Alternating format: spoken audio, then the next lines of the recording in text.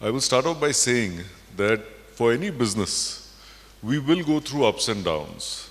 Hopefully, your up cycles will be longer, better than your down cycles. But the important thing is that you have to start preparing yourself for difficult times when you're in the good times. See, far too often in our good times, and especially if those good times last a reasonable long period of time, and I think if you look at India, by and large, the last 10 years have been very good. Very often, we end up forgetting that there can be slowdowns, there can be slow periods. We start believing more than required that we are responsible for the good times, that we are unbeatable.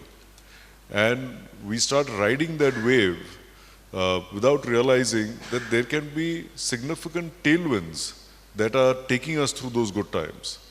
And it is those companies that end up crediting themselves too much with success that end up with significant difficulty in the tough times. So the first suggestion I would make is that in the good times, start preparing for the tough times. Now, what does that mean? In our businesses, we are always focused both on performance and transformation.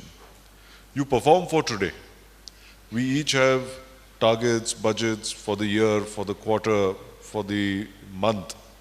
So you and your teams have to be at it all the time. You're also continuously improving because the competition is not going to leave you back, customer expectations are changing. But I call all that as perform. It's equally important to think about new ideas, new initiatives, run them as projects for tomorrow. What is likely to be a new geography that one may want to enter? What is likely to be a new kind of product or service? Is there a transformational change in the way you manage your people, in the way technology can help you manage your business? Now, these are initiatives which you can't just do overnight. They take time. They need some amount of trial and error to get right. But I believe that, and that's how we run it at least in our companies, from us middle management upwards, people are setting aside from 20% of their time to 70% of their time thinking about the transformation part of it. And that to me is critical because that helps you create stronger moats around your business. Because you're not just thinking about today, you're thinking about tomorrow as well. The other thing that I would say, and this is something that I learned at business school, it's become very fashionable to talk about what they don't teach you at business school.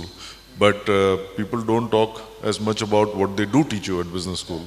And one of the first things that we learned was that for every business, there is a business risk, which is how you sell your products, services, your competition, how the markets are changing, customer expectation is changing. And then there is financial risk. What is the profitability of your business? What is the growth possibilities? How much debt are you taking? Are you able to pay that? What happens in a period like this if you have 6 slow months? Are you able to stay afloat? And what we learned was never try to build a business that's high on business risk and that's also high on financial risk. If we are inherently in a business or at a time in business when your business risk is high, then try to tone down your financial risk. So if you believe that you're in a period of high uncertainty and that's going to last for a particular period of time, then also try and see that you're not highly leveraged at the same time, that you're not paying huge interests on your loans. So managing business and financial risk, to me, is very important. The last thing I would say is, as much as each one of us for our businesses should try to anticipate what is the external change that's likely to happen. But there are changes which at times you can't anticipate because all of us don't have a crystal ball that always tells us where the future lies. But what we can do is to make our organizations more nimble. If your organization can be nimble and flexible so that you can adapt to that change quicker than your competitor, then you'll come out ahead in the race. So I would say these are some of the points we think through, at least, as we build our businesses to survive not only the good times, but also the tough times.